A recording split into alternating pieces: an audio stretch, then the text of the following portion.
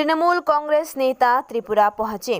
तृणमूल कांग्रेस के मंत्री कुशानी मुखर्जी, सौगत राय, मनोज भूया और अन्य 4 नेता विधानसभा उपचुनावों में पार्टी के प्रचार के लिए राज्य में पहुंचे। राज्य तृणमूल कांग्रेस के नेताओं ने रविवार को अगरतला के एमबीबी एयरपोर्ट पर उनका स्वागत किया।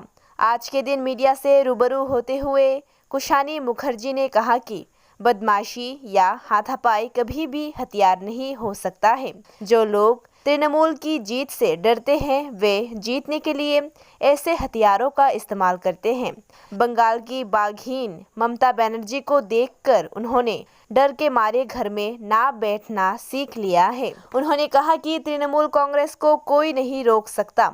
उन्होंने त्रिपुरा के लोगों को ये संदेश भी दिया कि वे बंगाल के विकास को देखकर आभारी होंगे जब त्रिपुरा में तृणमूल कांग्रेस की सरकार बनेगी। उन्हें उम्मीद है कि सिर्फ तब ही विकास और बदलाव आ सकता है। तो प्राकृतिक विपर्यय आसुक कि যাই আসুক আমাদের আটকানোর ক্ষমতা কারণ নেই।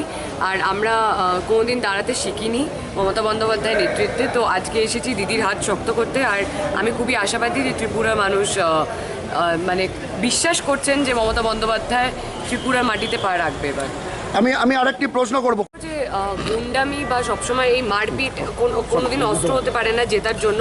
যারা ভয় পায় তৃণমূলের জয়কে তারাই এই ধরনের অস্ত্র ব্যবহার করে। তো আমাদের সেটা দরকার নেই। আর আমাদের নেত্রী হচ্ছে আমাদের বাংলার বাঘিনী।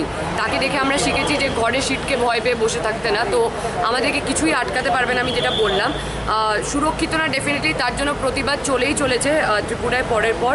আর এখনও করব, যতদিন বেঁচে আছি ততদিন করব, ততদিন লড়ব। ত্রিপুরাবাসীর উদ্দেশ্যে কি বার্তা থাকবে কৌশানীর?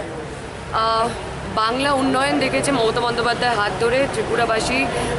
আমার মনে হয় তারা ধন্যবাদ জানাবে পরে যখন বহুমত ভোট দিয়ে মমতা বন্দ্যোপাধ্যায় বা তৃণমূল কংগ্রেসকে ত্রিপুরা মাটিতে আনবে। তারাও জানবে উন্নয়ন কি হয়, পরিবর্তন আসতে চলেছে, এটা আমি আশাবাদী।